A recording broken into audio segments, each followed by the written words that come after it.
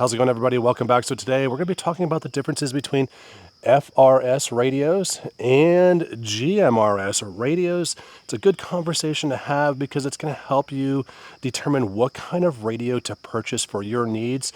But we're going to be talking about this in more of the context of emergency preparedness. So what we're going to talk about first is the antenna on the radios. So on the FRS radio, you will notice that these radios, the antenna cannot be detached. You cannot take the antenna off the radio and replace it with a third-party antenna, whereas the GMRS radio, such as this Bofeng UV5G Plus, you can remove the antennas, and that is an FCC regulation for the design of the radio itself. And of course, the majority of these differences is going to be related to just the handheld radios of GMRS, and that's because FRS radios, they don't have any mobile radios or base stations, and even if they did, they would be very limited. So I think the next most important difference that we need to talk about is going to be the power output or the transmission output of these radios. With FRS radios, you're going to be limited to 2 watts. It's going to be capped no matter what at 2 watts. So if you look at the GMRS channel and the FRS channels, which they both share the same channels and the same frequencies, you will notice that on GMRS, there is a set of channels that is 5 watts max usage. You'll notice a set of channels that is 50 watt max usage. And while they do share the same channels, the FRS radio is still capped, no matter what, at 2 watts, whereas the handheld GMRS radios are capped at 5 watts. And so that's a pretty big difference. You're talking more than twice the transmission power for GMRS radios. And that is a really major consideration you should take in because that can affect the distance of your transmission capabilities, right? In other words, if this Bofeng, we know that this Bofeng, we can get about 3 miles in this terrain, right? You might get a little bit different depending on where you live, but we live in a mountainous, wooded area.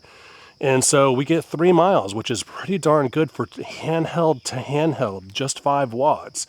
However, these FRS radios, we really can't get off the property with these radios. We have a little over 5 acres and we just can't transmit with just these radios, FRS to FRS. They just don't have the distance there. So they're not as usable for us for emergency preparedness, right? Whereas 3 miles is pretty good. That gives us a pretty good operating radius around the property if an emergency were to happen. And of course, with GMRS, you start getting into mobile stations and base stations, and you're getting into some pretty significant miles, okay? So that is a big consideration to make. Again, the FRS is capped out at 2 watts. GMRS handheld, you're looking at a cap of 5 watts. And of course, GMRS mobile and base stations can go up to 50 watts, right? But we're talking about handhelds here. So the next thing we should probably talk about with the differences between FRS and GMRS is the usage of repeaters.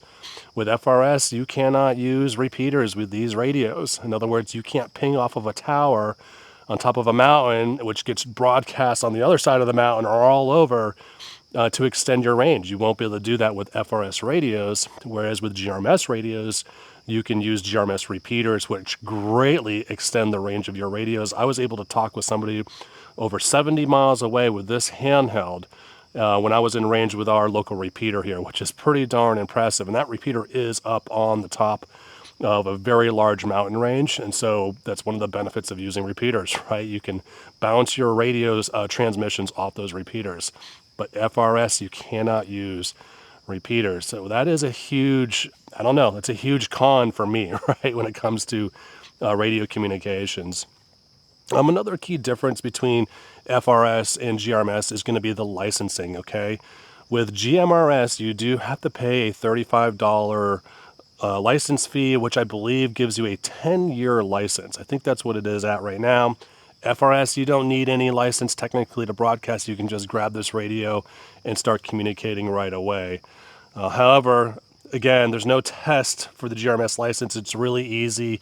You go to the FCC website, you register, you get your license, and then they email you your call sign, so you don't have to wait in the mail for your call sign and for your official license or anything like that. It's really quick. It does happen virtually instantly. So you might be asking, how do I know which radio is which? How do I tell the difference when I'm shopping at a big box store? Well, right off the bat, these FRS radios are pretty tiny. That's kind of a giveaway for me. But one of the ways that I tell people is that if it doesn't have a numeric keypad on the radio, such as this Bofang UV5G Plus, then there's a pretty good chance it's probably going to be FRS. However, there are some GMRS radios that don't have a full-blown keypad on the radio, and they're still very good GMRS radios. The other thing you need to do is just check out the box. The box should say license required. If it says license required, then there's a pretty good chance that it's GMRS. And of course, you could look at the specifications and make sure that you're getting 5 watts out of the radio. There should not be any FRS radios being sold with a max power output of 5 watts. Well, folks, that's pretty much a wrap for the differences between FRS and GMRS. If you have any questions, make sure to leave a comment. Stay safe out there, stay prepped, and I'll see you in the next video.